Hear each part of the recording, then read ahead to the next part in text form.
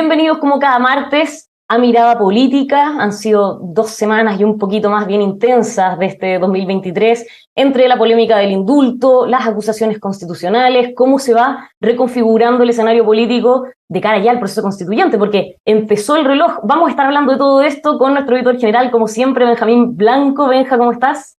Muy bien, muchas gracias. Muy contento de estar hoy día martes en Mirada Política.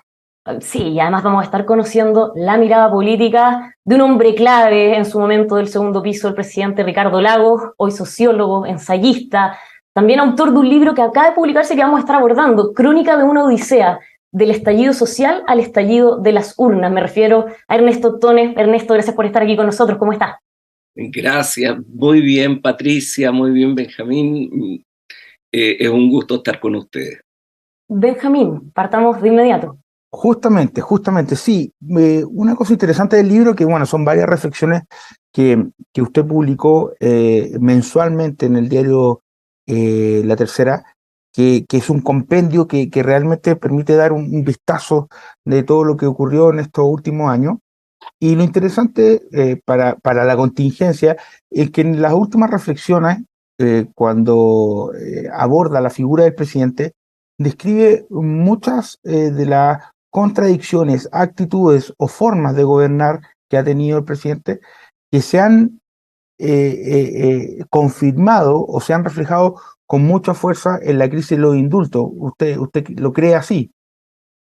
Sí, mira, yo creo que ahí existe, ya nosotros podemos evaluar un cierto periodo de gobierno, todavía corto para tener una visión más general, pero tenemos ya un periodo de gobierno. Y lo que es claro es que este gobierno, que parte con un núcleo, un grupo dirigente de una izquierda muy radical, muy doctrinaria, etc., comienza a mostrar dos debilidades.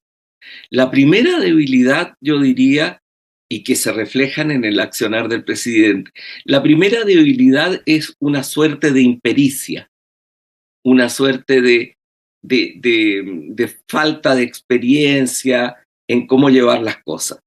Ahora, tú podrías decir, pero ya va un año, entonces esta impericia tendría que haber un aprendizaje, ¿no es cierto? Sin embargo, la impericia sigue existiendo, en el caso de los indultos, por ejemplo. Esa impericia sigue existiendo. Es que esta impericia tiene un problema, porque es una mezcla de impericia y doctrinarismo. Es decir, de impericia por un lado en cómo hacer las cosas y de una visión doctrinaria, una visión donde tú eres, como decirte, esclavo de lo que tú piensas, de lo que tú pensabas, cómo te formaste. Y entonces resulta que estar a cargo del Estado no es lo mismo que estar a cargo de un lote. No es lo mismo que estar a cargo de una tribu, no es lo mismo que estar a cargo de un grupo. Entonces tú tienes que velar por la conducción de un país. Y a un país no lo puedes conducir ni con impericia, ni con ausencia de flexibilidad, porque la realidad es muy cambiante. Las cosas que tú tienes que consolidar para que camine el país son muchos elementos, nacionales e internacionales. Entonces, esos dos elementos han estado presentes. Yo no digo que el presidente no haya dado pasos en función de una visión de Estado. Mira tú en la política internacional, el TPP-11, ¿te acuerdas tú cómo se veía eso como una suerte de cuestión mala para Chile y se cambió de opinión? Han tenido una buena actitud en lo de la invasión rusa a Ucrania y muchas cosas así las han comprendido en un sentido de Estado. Pero siempre tenemos esta contradicción, un paso para un lado y un paso para el otro lado. Y eso no permite consolidar lo segundo que te voy a decir, la ausencia de una orientación general del gobierno. Este no es un gobierno que tenga una orientación clara. Es muy difícil describirlo. Entonces, eso a mí me parece que es un problema que estamos enfrentando hoy día. Sí, Patricia.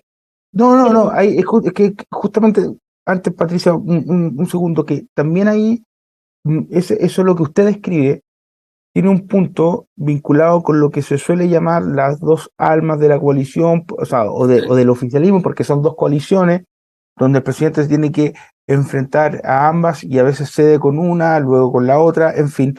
Pero lo que también hemos visto que esas dos almas o esas dos visiones están más bien presentes en el mismo presidente, no se relacionan solamente en las dos coaliciones, sino también en una mirada o una forma de ver las cosas que al parecer el presidente también la posee. Claro, yo creo que ese fenómeno existe al interior del presidente, porque el hecho que tuvieran que poner a un sector de centro izquierda, ¿no es cierto? Sector de centro izquierda cuya experiencias de gobierno ellos crucificaron durante años. Dijeron que eso no servía, que era reformismo, etc. Pero sin embargo el presidente tuvo que ponerla al interior del gobierno y de manera sólida, en Hacienda, en Interior, en Secretaría General de la Presidencia. Y fíjate tú que eso es lo que ha permitido a este gobierno no cometer más errores de lo que ha cometido. Pero a la vez que le ha permitido eso, no le permite desarrollar una política reformista. Porque siempre está esta alma, ¿ah? Siempre está esta alma radical, esta alma radical que tiene esas convicciones extremas, y esas convicciones extremas son como convicciones no políticas, sino casi doctrinarias morales. ¿Ah? Y entonces esa situación es la que estamos viendo. Y se nota en lo de los indultos que tú decías, porque finalmente en un país donde la seguridad ciudadana, el aumento de la criminalidad, que es un fenómeno global, no un fenómeno de Chile, es un fenómeno también global, frente a eso, que es una preocupación muy grande de la gente, tú te encuentras que se hace este indulto, pero resulta que en el indulto se cometen errores muy graves y se terminan indultando a gente que ha cometido, que tiene un prontuario policial anterior, ¿ah? O que ha cometido delito, y ese delito se le disfraza de idealismo. Entonces eso resulta inaceptable, como lo vemos en las encuestas, para la enorme mayoría de la población. Y ese es un problema muy grave, es una falta de criterio político que se ha tenido ahí. Y yo creo que le va a costar un precio muy alto a este gobierno y al presidente. Por este mismo tema, por lo de los indultos, Ernesto, le preguntaban el fin de semana en La Tercera al expresidente Ricardo Lagos, y él decía, más allá de todos los temas que podríamos ir mencionando, donde estuvieron los errores y las desprolijidades, etcétera, aquí el gobierno va a sacar lecciones. ¿Cuáles?, le preguntan, y él dice, gobernar implica tener todos los elementos de juicio, y esos elementos de juicio se van formando también. Entonces, creo que es una enseñanza de humildad para aquellos que creían saberlo todo. ¿Concuerda con las palabras del expresidente? No, concuerdo perfectamente, porque fíjate que eso no es solo un rasgo de carácter, lo que está diciendo el presidente cuando dice los que creían saberlo todo. Es también una cierta convicción. Cuando tú piensas que tu verdad, que tu doctrina, que tu ideología es la que da respuesta a todos los males y tiene una suerte de superioridad política y moral, que entiende la historia, que diseña el futuro.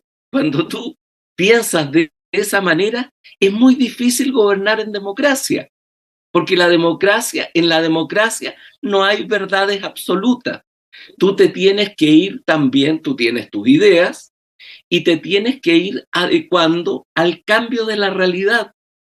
Entonces, si tú tienes una falta de flexibilidad doctrinaria. Si tú crees que tu verdad es más importante que la realidad, tú cometes error tras error y te vas aislando y vas perdiendo apoyo, que es lo que nosotros vemos en el gobierno hoy en día. Y el presidente Lagos, por ejemplo, volviendo a la mención de Patricia, no tenía dos almas, pero sí tenía una doble militancia, lo que en su momento influyó, complicó en su gobierno, ¿o usted cree que no? No, mira, porque yo creo que no tuvo mayores complicaciones, porque lo que tenía el presidente Lago, y yo tuve el privilegio de estar muy cerca de él durante todos esos 6 años y ayudándolo en la medida de mis capacidades, él tenía una idea muy concreta, que él tenía que gobernar para todos los chilenos, incluso para los chilenos que no lo querían, ¿ah? que estuvieron en contra de él, y que tenía que ser la persona que impulsara los intereses del Estado, los intereses del conjunto de la sociedad. Y por lo tanto, mira, el ejemplo más claro, nosotros llegamos y estaba todavía, que nosotros pensábamos que no iba a ser así, estaba todavía la crisis de Asia, Turquía y Rusia, que fue muy fuerte el efecto en América Latina. Nosotros creíamos que eso estaba terminando y el primer año nos dio cifras engañosas, ¿ah? Porque hubo un rebote. Pero cuando nos dimos cuenta de eso, nos dimos cuenta también que nuestro programa tenía que adecuarse a eso. Teníamos una situación económica muy complicada y por lo tanto tuvimos que poner el acento en cosas que no significaran un gran gasto. ¿Comprendes tú? Y entonces pusimos mucho, pusimos mucho el punto sobre completar la democracia, la república, las libertades. Elegimos una gran reforma, que fue la gran reforma de la salud, y el Chile solidario, que lo podíamos hacer con el dinero del Estado que había. Y también teníamos que lograr que la economía chilena fuera una economía respetada en el mundo. Y de allí toda la política de los tratados, de los acuerdos, etcétera, que nos vieran como un gobierno sólido. Y logramos pasar ese momento y después las cosas mejoraron, la economía, y el país se fue para arriba. Pero tú tienes que tener esa capacidad de adecuarte a la realidad de las cosas. Eso no significa renunciar a tus ideas, significa simplemente combinar ambos elementos, tus convicciones y la realidad. Y eso yo creo que ha costado mucho y todavía no se logra en este gobierno. Justamente hablando sobre su experiencia, usted fue el primer jefe del segundo piso, porque antes los asesores, el jefe de asesores no se llamaba jefe del segundo piso, eso vino justamente con usted.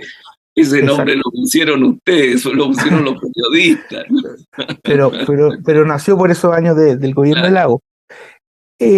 Con esta crisis de los indultos, otra cosa que se ha manifestado es la necesidad de que los presidentes, más allá de sus conocimientos, de sus políticas y de los partidos que sean, o el signo político que sean, cuenten con asesores avesados que conozcan el Estado. Según su experiencia, ¿qué tan importante es justamente eso, más allá de su rol en el segundo piso? Porque vimos que aquí uno de los problemas más bien se relacionaba con el jefe de gabinete del presidente, pero en general esa necesidad de tener asesores que conozcan el funcionamiento del Estado. Bueno, es bueno que alrededor del presidente, el presidente logre establecer gente que sea muy cercana a él, pero que tenga un pensamiento que le pueda ser útil en el sentido de tener una autonomía intelectual, una capacidad de ver la realidad, etc. Pero yo te diría, al final del día, en un régimen presidencial como el chileno, el tema está en el presidente. Porque el presidente escucha a sus asesores, pero tiene que tener la capacidad, porque al final el responsable es él el elegido por la gente. Y entonces entender cuál es la fuerza de apoyo con que él cuenta, cuáles son las necesidades del país. Entonces yo el tema de los asesores no lo agrandaría. Los asesores tienen un rol, pero al final del día es el presidente el que decide, el que toma las decisiones. Y cada presidente acomoda a los asesores que le convienen, que lo ayudan. El presidente Lagos era un presidente que antes de tomar una decisión dudaba, veía diferentes posibilidades, volvía atrás, le gustaba conversar todo eso, conversar con los expertos y con las personas que fueran interlocutores de él, pero finalmente era él el que tomaba la decisión. O sea, no se le puede echar la culpa a los asesores. ¿Ah? Al final, en un país presidencial, el presidente es el que toma las decisiones. De todas formas, usted mencionó en una entrevista que cada presidente tiene los asesores que se merece. Bueno, eso sí, fue una, como dicen los franceses, una boutade. ¿Ah? O sea, diciendo lo que yo quería decir era que cada presidente tiene los asesores que le quedan cómodos, con los cuales él puede entenderse, etcétera. ¿Ah? Con los cuales él tiene un respeto intelectual y puede trabajar con ellos. Ernesto, usted mencionaba esta importancia de ir combinando programas con realidad una vez que uno llega a la moneda. En estos momentos, así como están las cosas, con un 70% de desaprobación, ¿puede el gobierno recuperar la agenda? Cuando se ven estas cifras, hay una pérdida de confianza y además tenemos el fantasma de un cambio de gabinete de por medio. Claro, mira, yo creo que hay una cosa bien importante. Si bien tú no puedes gobernar solamente mirando los números de las encuestas, tú no puedes gobernar sin mirar los números de apoyo que tienes. Porque en democracia, esto no pasa en los regímenes autoritarios. En democracia, para que tú puedas realizar reformas que tengan éxito, que sean sustentables, sostenibles en el tiempo, tú tienes que lograrlo con un apoyo que tiene algo de transversal. Es decir, tú tienes que tener una sólida mayoría detrás tuyo y además tú tienes que tener un acuerdo mínimo con quienes están en la oposición. La democracia es conflicto, pero también acuerdo. Y entonces las grandes reformas tú solo las vas a poder hacer con esos acuerdos. Tú no puedes hacer una reforma previsional sin que haya un acuerdo más bien general. Tú no puedes hacer una reforma de la salud sin que hayan determinados acuerdos. Es decir, tú tienes que tratar de juntar opiniones, juntar voluntades en torno a lo tuyo. Imagínate tú una reforma sobre el tema de seguridad. Sobre el tema de seguridad tú tienes que repensar las ciudades, tú tienes que ver cómo se vincula el fortalecimiento de las policías, pero no solo eso, sino también cómo se organizan las sociedades para vivir en el mundo de hoy. Entonces eso va más allá de los intereses de una coalición. Eso tiene que ver con el país en su conjunto. ¿Y qué cartas ves sobre la mesa entonces que tiene el gobierno para recuperar la agenda? Bueno, yo creo que lo principal es señalarle al país cuál es el camino que va a recorrer en los 3 años que quedan, cuáles son sus objetivos, cuáles son sus prioridades, qué cosas quiere lograr y qué cosas tiene que dejar de lado. Todos los gobiernos tienen que dejar cosas de lado. Eso es la esencia de la democracia. La democracia no puede ser mesiánica. La democracia no puede tener una idea de un paraíso que va a haber al final. va a tener que tener mucho más sentido de realidad. Si el gobierno es capaz de hacer eso y de encontrar un método para hacer eso, van a haber resultados como el rechazo. Fíjate que durante toda la construcción del proyecto constitucional que fue rechazado por una enorme mayoría de la gente, el gobierno estaba seguro de que iba a ganar. Estaba seguro de que iba a ganar hasta el mismo día de la votación. Entonces ahí hay un despegue de lo que estaba pasando en la sociedad real, de lo que estaba pensando la gente que está en sus casas, que está trabajando, que está yendo a comprar, etc. Cuando tú pierdes esa relación, naturalmente estás destinado a la derrota.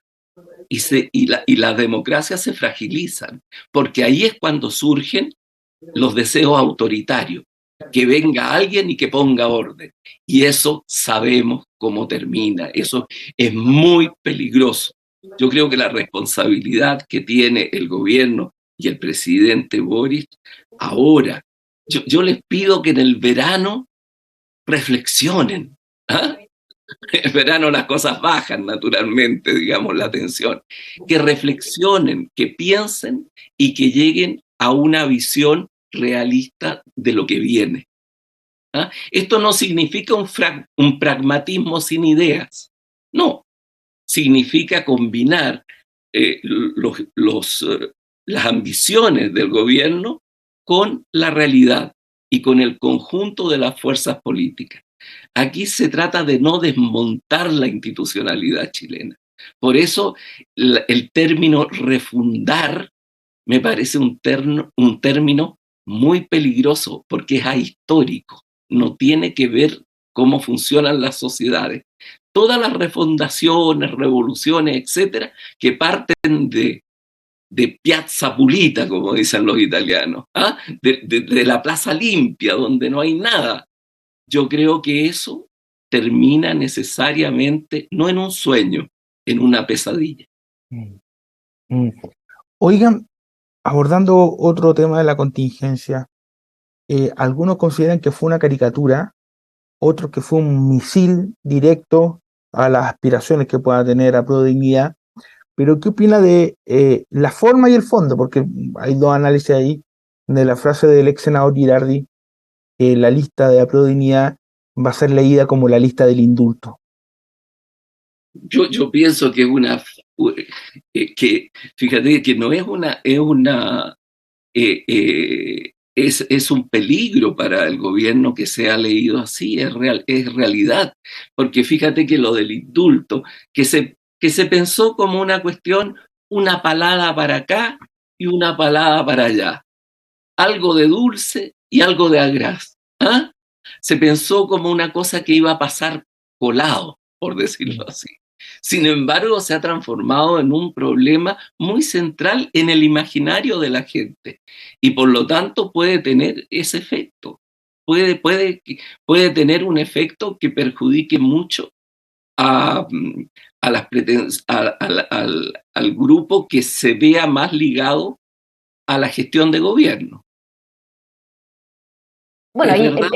el tema de las listas probablemente esconde también otro problema, que sería la falta de elenco para llenar esas listas. En la lista de apruebo dignidad, valga la redundancia. Ahí, ¿cómo lo ves, Ernesto? ¿Cómo ves esta situación en la que hay partidos relativamente jóvenes, con pocos nombres, salvo el Partido Comunista, pero que básicamente va a costar ahí generar nombres que encuentren consenso y que finalmente terminen por ganar en esa elección? Sí, mira, yo creo que ahí hay una cosa también que es general, que es difícil encontrar buenos candidatos, digamos, porque las personas que tienen ambición de carrera política le ponen una serie de interdicciones posteriores. ¿Ah?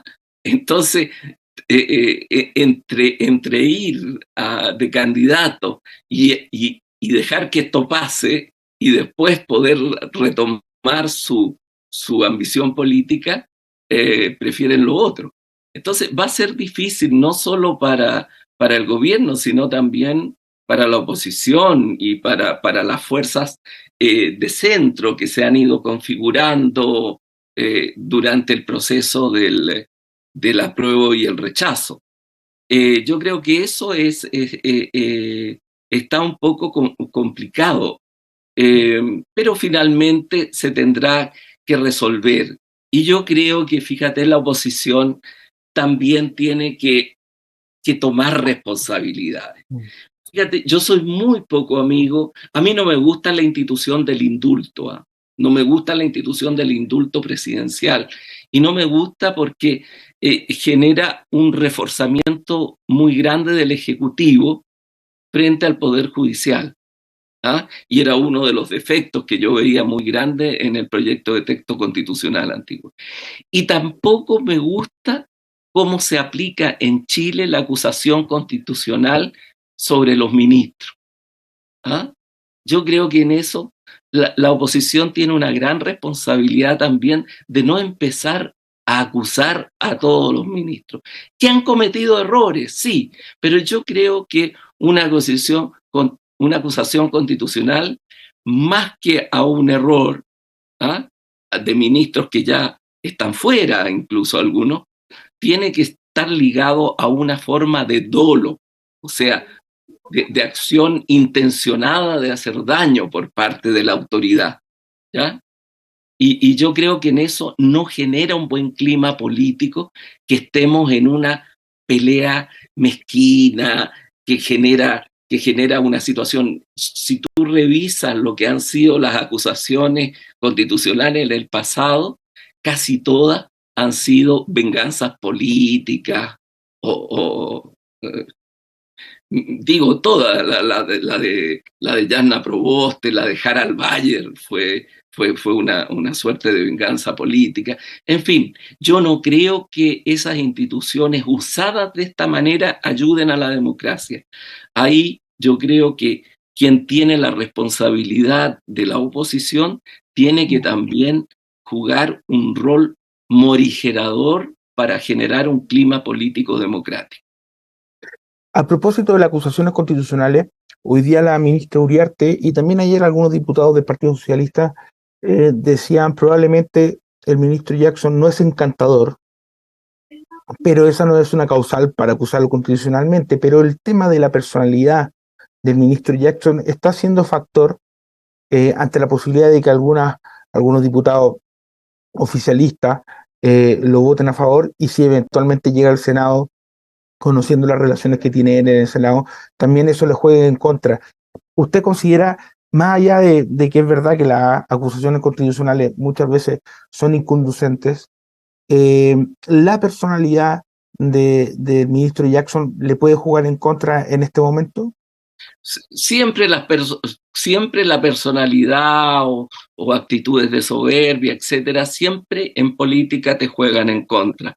Pero tú no puedes acusar a un ministro porque sea pesado. Yo no lo conozco, ¿eh?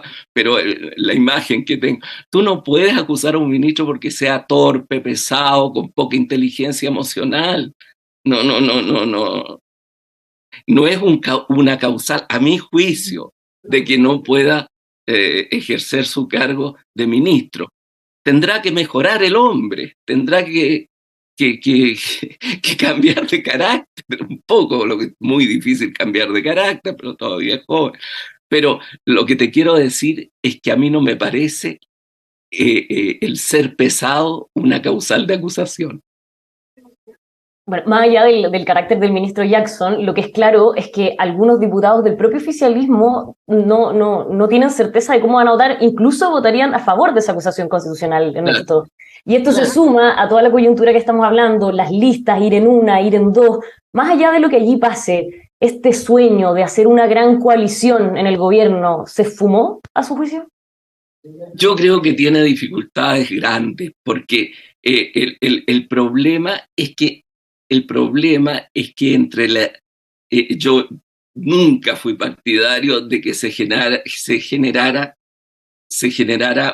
una alianza de la izquierda democrática, de la izquierda reformista, de la izquierda reformadora con la izquierda radical, con la izquierda refundacional. Yo creo que son posiciones distintas, son miradas distintas, son historias distintas. Entonces yo eso creo que no va a resultar, no ha resultado en el mundo. Entonces, cuando yo digo esto me dicen, pero ¿cómo en España, cómo en Portugal? ¿Ah? La socialdemocracia, sí, claro, pero hay una fuerza hegemónica, y esa fuerza hegemónica es la socialdemocracia. En España el PSOE y en Portugal el Partido Socialista Portugués. Lo otro es, como te dijera yo, es el acompañamiento. ¿Ah? Pero quien dicta la línea son los grandes partidos socialistas. Y estos partidos son partidos europeístas, democráticos, etcétera, reformistas. ¿Ah? Entonces ahí puede funcionar, pero en una situación inversa como esta, donde esa izquierda democrática entró como vagón de cola en esta coalición. Acuérdate que los trataron muy mal al principio. Y sin embargo, han jugado un rol interesante, importante de contención. Pero yo no creo que puedan ir más allá de un rol de contención. Si logran eso, ya es algo. Una de las cosas interesantes que menciona, o sea, de su libro, que hablamos al inicio, es que recoge estas columnas que son mensuales. Por tanto, no caían en la inmediatez de la columna semanal, que muchas veces tienen otra opinión, otra columna de opiniones, otros diagnósticos. ¿Usted cree que justamente en los momentos más complejos del estallido social, o incluso de los años venideros, porque también la pandemia y luego la convención constitucional funcionando, hacer análisis tan periódicamente de semana tras semana, influyeron también en ese clima de crispación? Claro, yo creo que el clima de crispación también influyó mucho, porque yo creo que se vivió un momento en el cual las cosas no eran lo que parecían. ¿Ah? Por ejemplo, cuando tú tuviste ese periodo en el cual se eligieron a los constitucionales, a los representantes en la Convención Constitucional, se jugó con la palabra independiente, de tal manera que se eligieron un conjunto de fuerzas que no representaban la correlación de fuerzas real del país, que solo la vinimos a ver en el plebiscito de salida. ¿Ah? Entonces hubo una convención constitucional con una correlación de fuerza que se pensaba, y esto generó en los sectores más radicales o en los sectores más identitarios. ¿Ah? Recuérdate todo el problema de la nacionalidad que surgió ahí. Hoy día parece algo muy lejano, el espíritu que existía en ese momento. Fíjate tú el tiempo y la política, cómo funcionan. ¿Ah? Pero sin embargo ahí se creía que la cosa era así, que estábamos a punto, y no se escuchaba al otro, no se escuchaba al que tenía una opinión diferente. Bueno, eso cambió. Además, yo creo que este gobierno nunca ha entendido verdaderamente que la gente que votó por él en la segunda vuelta electoral por Boric, fue gente que votó también contra Kast.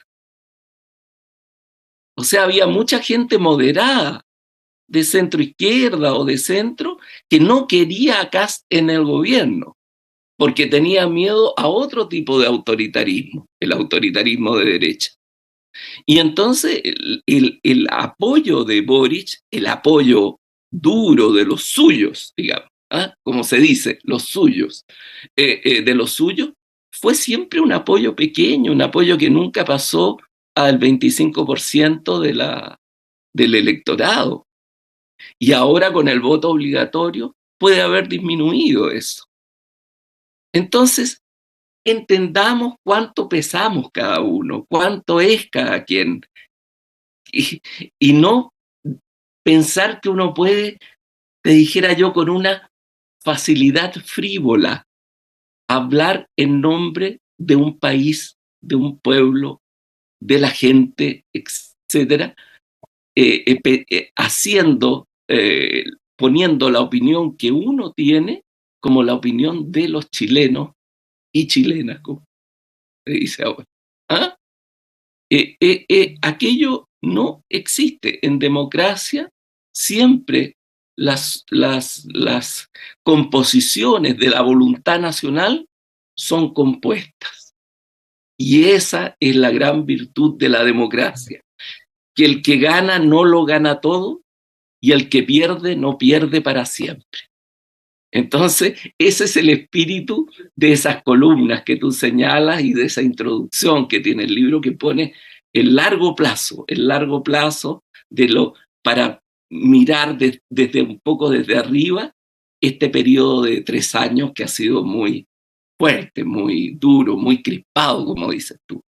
En esto se nos va acabando el tiempo, y para seguir en esta línea de reflexiones, dice, el que gana no lo gana todo. De inmediato uno piensa en el último triunfo de alguna elección, y es ese 62% del 4 de septiembre.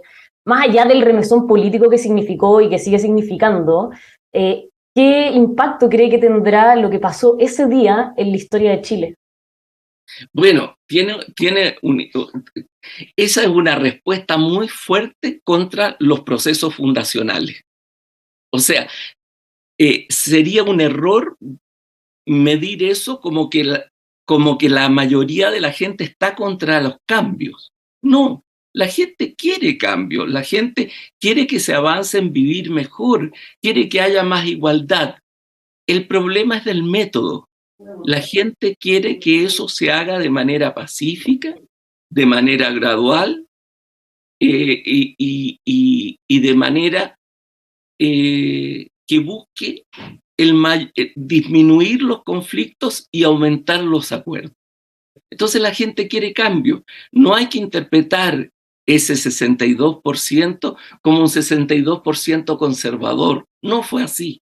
Fíjate que el rol más de primera línea en la campaña lo tuvieron movimientos como Amarillos u otros que no son movimientos de la derecha. ¿Ah? Entonces eso te muestra también de que hay un deseo de cambio, pero se vuelve a un espíritu reformador que aparecía desaparecido por responsabilidad de los mismos reformadores. ¿Ah? Por Oiga, responsabilidad política de ellos. para ir terminando, siempre me gusta preguntarle a usted por su Valparaíso. Usted es un insigne porteño. ¿Qué opina del momento de Valparaíso y si le dolió que el tren no llegara a Valparaíso como lamentó también el alcalde Jorge Sharp?